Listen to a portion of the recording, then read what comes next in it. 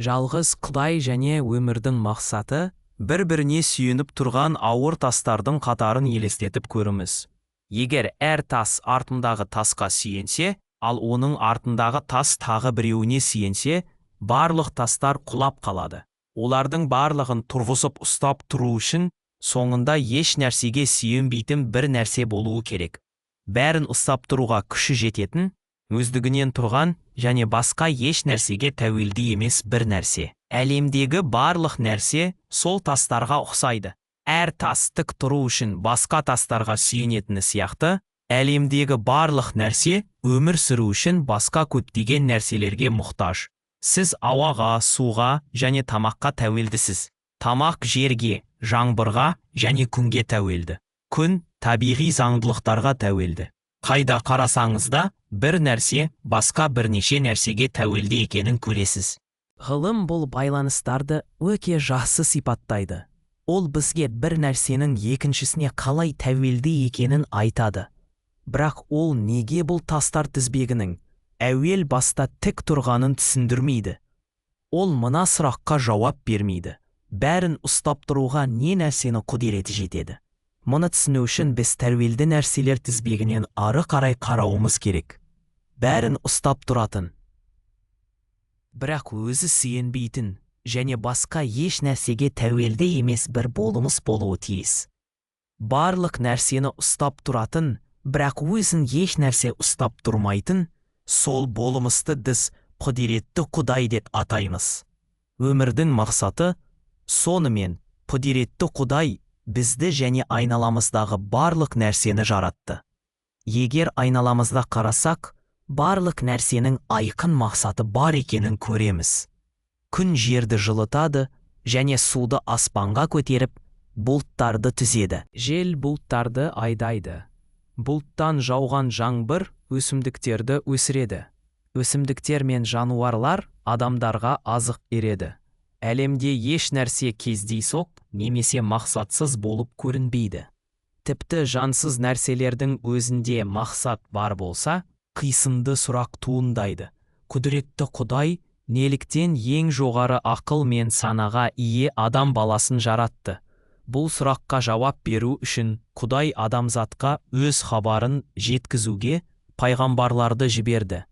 Адам, Нұх, Ибрахим, Муса, Дәуіт, Сүлеймен, Иса және Жақия пайғамбарлардан бастап, соңғы елші қасиетті пайғамбар Мұхаммедке, олардың барлығына Алланың сәлемі болсын дейін, әрбір пайғамбар бір ғана айқын хабармен келді. Құдай адам баласын оған құлшылық ету және бағыну үшін жаратты, ал бұл дүниедегі өміріміз Құдайға мойынсынуымыздың үздіксіз сынағы. Біздің әрбір ісіміз, сөзіміз, ойымыз бен ниетіміз періштелер тарапынан жазылады. Өлім сәті сынақтың аяқталып, нәтижелерінің ашылатын кезі. Құдіретті Құдайға сеніммен өмір сүріп, ізгі амалдар жасағандар мәңгілік жәннатта табысқа жетеді. Ал құдіретті Құдайға сенбеген және оны жоққа шығарғандар тозақ отында мәңгілік жазаға тартылады. Біз ақиқатты қалай білеміз? Пайғамбарлардың келгенін біз қайдан білеміз? Олар өздерінен кейін Құдайдан алған қасиетті кітаптарды қалдырды. Барлық қасиетті кітаптар уақыт өте келе өзгеріске ұшырады. Тек 1400 жылдан астам уақыт өтсе де, бүгінгі күнге дейін мінсіз сақталған қасиетті Құраннан басқа. Бірақ біз Құранның расында да құдіретті Құдайдан екенін қайдан білеміз? Құдайдың міндетті сипаттары туралы ойланып көрейік. Оның басы және соңы болмау керек.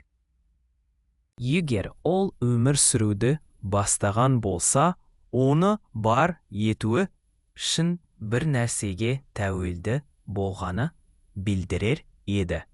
Сондықтан Құдайдың басы да, соны да жоқ. Ол жалғыз болуы. Біреуінің еркі екіншісінің құдіретін шектіреді. Ал шектеулі болымыз Құдай бола алмайды. Мысалы, егер бір жаратушы күннің шығуын қаласа, ал екіншісі оның батуын қаласа, тек біреуінің ғана дегені болар еді. Сәтсіздікке ұшырағаны дәрменсіз болып табылады. Ал дәрменсіз тәуелді болатын Құдай бола алмайды. Және соңғысы, ол ешбір жағынан өзінің жаратылысына ұқсамауы керек. Егер ол ұқсас болса, ол да солар сияқты тәуелді болар еді, және ол барлығы тәуелді болатын болымыз бола алмас еді. Енді өзіңізден сұраңыз. Адамдар құлшылық ететін барлық құдайлардың ішінде қайсысы осы қисынды өлшемдерге сәйкес келеді?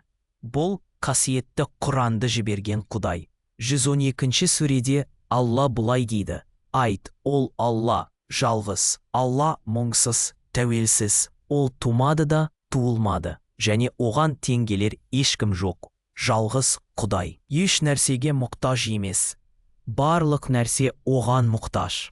Мәңгілік, ұлы жоқ, әкесі жоқ. Жаратылыстан мүлдем өзгеше, серігі жоқ, теңдесі жоқ. Құран дарының қисын талап еткендей дәл сипаттайды.